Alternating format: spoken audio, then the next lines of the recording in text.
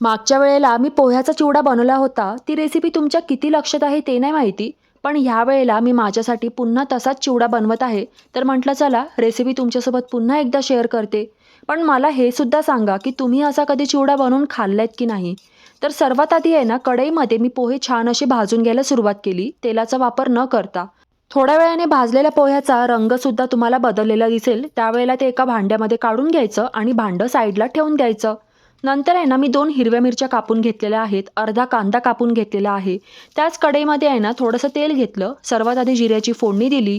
बारीक कापलेली हिरवी मिरची आणि कांदा त्याच्यामध्ये टाकला आणि पुन्हा हे सगळं छान असं एकजीव करून परतवून घेतलं.